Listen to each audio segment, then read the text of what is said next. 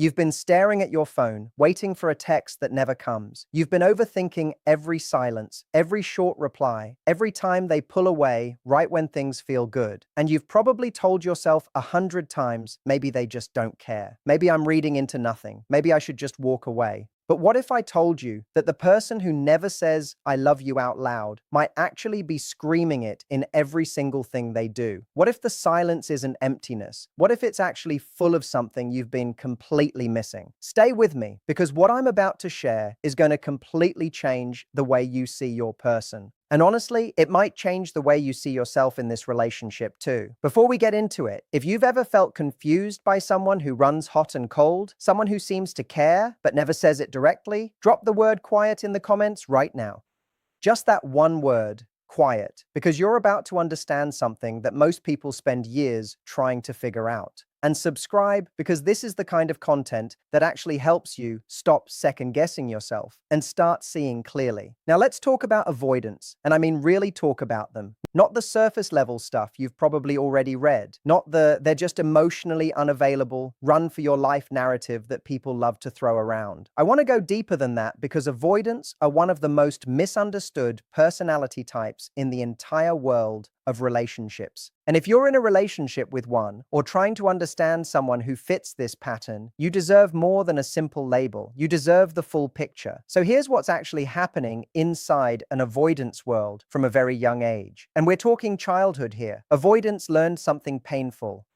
They learned that expressing their needs, showing their emotions, reaching out for connection, all of that came with a cost. Maybe they were dismissed. Maybe they were ignored. Maybe every time they cried or asked for love or showed vulnerability, the response they got was cold or distant or even critical. So their brain did what brains do. It adapted. It learned to protect them. It built a wall, not because they're broken, not because they don't feel things, but because feeling things openly once felt dangerous to them. And that lesson got wired in so deep that now as adults, the wall is still there, even when the danger is completely gone. This is the part that most people don't understand. The avoidant isn't choosing to be distant. They're not sitting across from you, calculating how to make you feel bad. Their nervous system genuinely floods when intimacy gets too close. Their brain actually sounds an alarm when vulnerability shows up. And so they retreat, not from you specifically. They retreat from the feeling, from the closeness, from the thing that their whole nervous system has been trained to fear. Now, here's where it gets really important, because even with all of that going on, even with all those walls and all those defense mechanisms, love still finds a way. It always does. The avoidant feels it. They feel it deeply, maybe even more intensely than they'd ever admit, but they express it in a completely different language than the one most of us were taught to expect. And learning that language, that's what changes everything. So let's go through the signs. And I want you to pay attention here, because some of these are going to feel small. Some of them are going to feel like nothing. But trust me, for an avoidant, these things are enormous. The first thing an avoidant does when they love you, they show up consistently, even when they're quiet. This one trips people up all the time.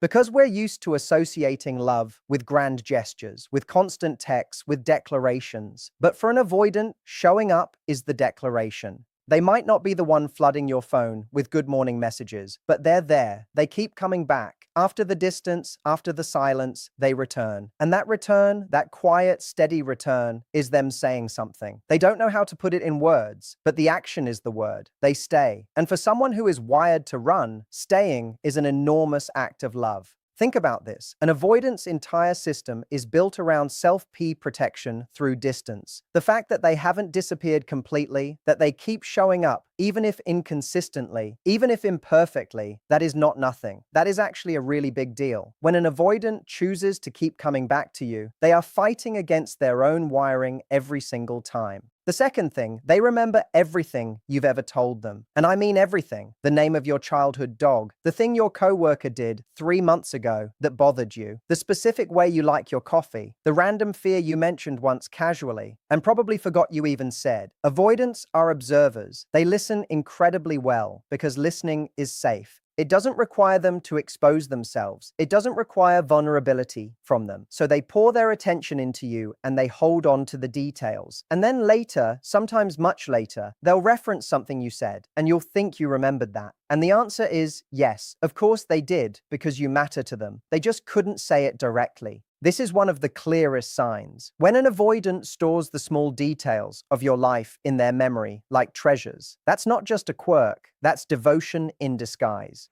The third thing, they do things instead of saying things. This is the core of the avoidant love language. Actions, practical, specific, thoughtful actions. They're not going to write you a poem. They're probably not going to sit across from you and say, I need you to know how much I feel for you. But they will fix the thing in your apartment that's been broken for months. They will drive an hour in traffic to pick you up when your car breaks down. They will quietly research the thing you mentioned you were struggling with and send you a single message with information that actually helps. They do things, real, concrete things, because that is the way they know how to give. It's the way love comes out when words feel too exposed, too dangerous, too naked. And here's what I need you to hear about this. It's not a lesser form of love. It is just a different form. It doesn't mean they love you less. It means they love you in the only way they currently know how to. And sometimes, honestly, an avoidance actions will leave you more cared for than someone else's words ever would. The fourth thing, they get protective over you. Not possessive, not controlling, protective. There's a big difference. And avoidants understand that difference better than most. When someone disrespects you, the avoidant notices. When you're in a difficult situation, something switches on in them, a quiet intensity. They might not make a scene. They might not announce themselves as your protector, but they will position themselves between you and whatever feels like a threat. They will say the thing that needs to be said when others stay silent. They will check in after a hard situation without making it about them. Their protectiveness is quiet, but it's fierce and it's real. When an avoidant starts becoming protective of you, your energy, your feelings, your reputation, your safety, that is them claiming something in the most profound way they can. They don't have a flag to plant, so they plant themselves instead right next to you. The fifth thing, they let you see their world. Avoidants have a private inner world that almost no one gets access to. And when they love someone, they start slowly, carefully, almost imperceptibly opening that world up. It might be showing you a song that means something to them. It might be mentioning a memory from their past, something they don't normally talk about. It might be letting you come to their home when they usually keep that space completely to themselves. It might be showing you something they created, a project, an interest, a piece of their identity that they normally keep hidden. These are not casual acts for an avoidant. These are enormous risks. Every time they let you into a piece of their private world, they are gambling on your response. They are watching to see whether you'll judge it, whether you'll dismiss it, whether you'll use it against them.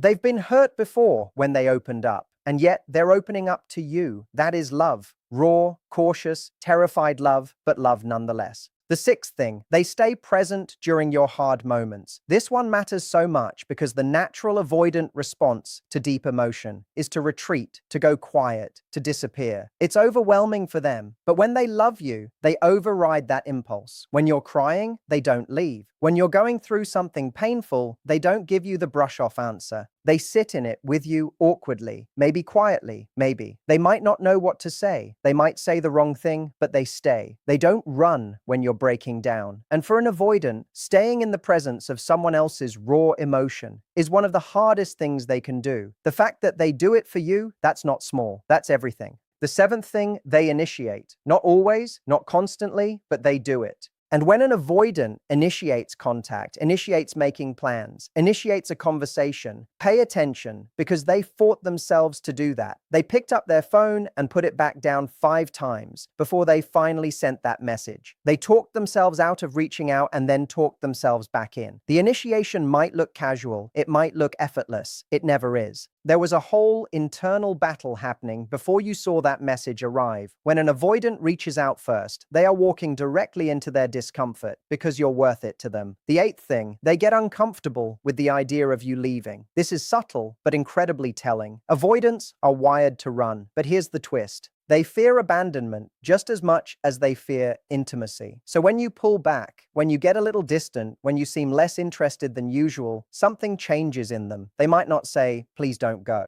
They're probably not going to suddenly pour their heart out the moment they sense distance, but you'll notice a shift. They'll check in more. They'll reach out when they normally wouldn't. They'll do something small that brings them back into your orbit. They're not going to beg, but they're going to move. And movement from an avoidant in the direction of keeping you close. That's love speaking in the only volume it knows how. The ninth thing, they argue with you instead of disappearing. Now, this one sounds strange, so let me explain. Many avoidants, when faced with conflict they don't care about, simply go silent, they disappear. It's easier to vanish than to engage with something meaningless. But when they love you, something changes. They fight with you. They stay in the difficult conversation, even when it's uncomfortable. They push back. They tell you when they disagree. They don't just roll over or go silent and never come back because the fight is engagement.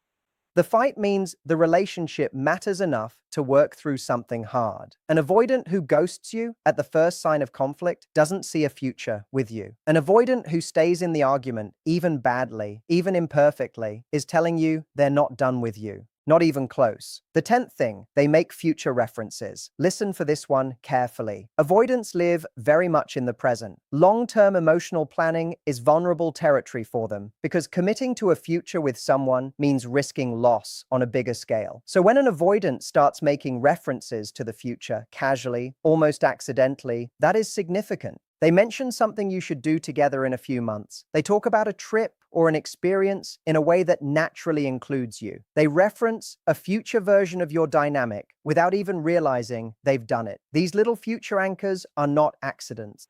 They are the avoidance nervous system slowly lowering its guard. They are letting themselves imagine a future with you. And for someone who typically keeps their emotional horizon very short, that is a profound shift. Now, I want to talk to you about something that's equally important as recognizing all of these signs, and that's understanding what to do with this information. Because knowledge without application is just trivia, and you didn't come here for trivia. Here's the real challenge. When you're with an avoidant, your natural instinct, especially if you lean anxious in your attachment style, is to chase. When they go quiet, you reach out more. When they pull back, you push in. When they seem cold, you try harder to warm them up. And I completely understand why. You're trying to close the gap. You're trying to bring them back. It makes total sense. But here's the painful truth. For an avoidant, that response doesn't close the gap.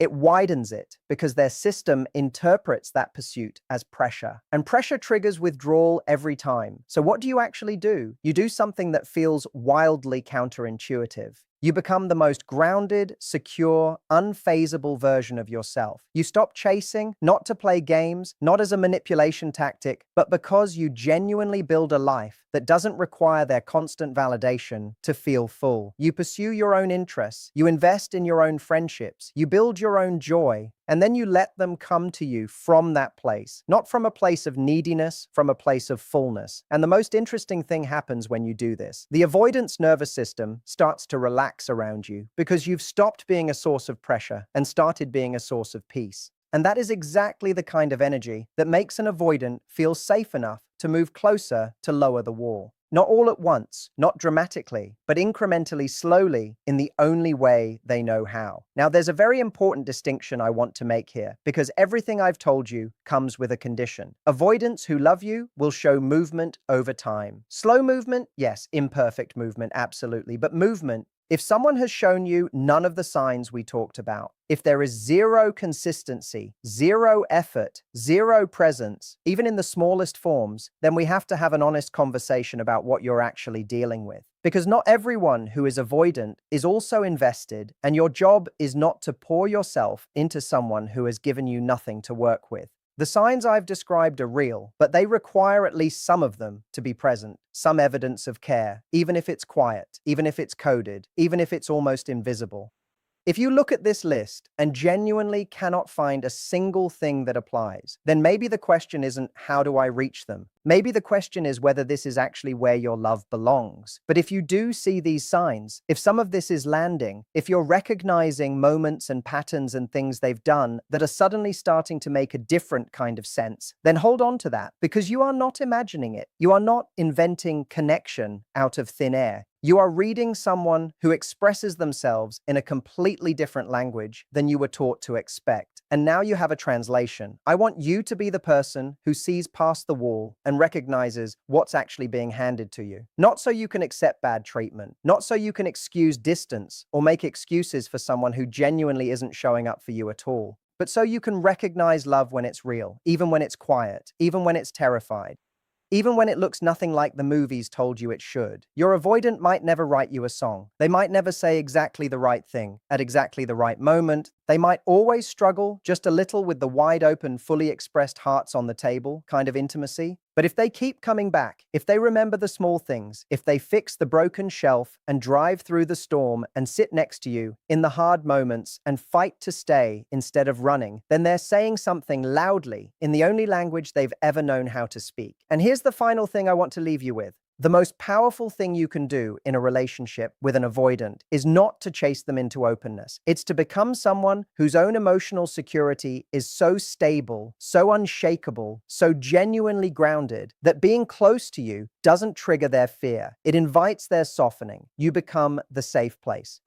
Not by giving up your needs, not by shrinking yourself, but by being so full in your own right that your love becomes an invitation instead of a demand. That's the shift. That's the thing that changes everything. Not just for them, for you too. Because when you stop desperately needing an avoidant to express love in your language and start actually learning to see love in theirs, something opens up. You stop feeling so alone in the silence. You start seeing all the ways they've been reaching for you this entire time. And suddenly the relationship looks completely different, completely beautifully, heartbreakingly different. So the next time they go quiet, don't panic. The next time they do something small and specific and oddly perfect, notice it. The next time they show up, even imperfectly, even briefly, feel it for what it is. Because that quiet person, that careful, guarded, complicated, deeply feeling person, they might just be loving you in the loudest way they know how. And sometimes the quietest love is the most profound love of all. If this hit home, if you recognize someone in what I just described, drop quiet in the comments below and subscribe. Because next time, we're going into something that might feel even more uncomfortable and even more necessary. Hurry!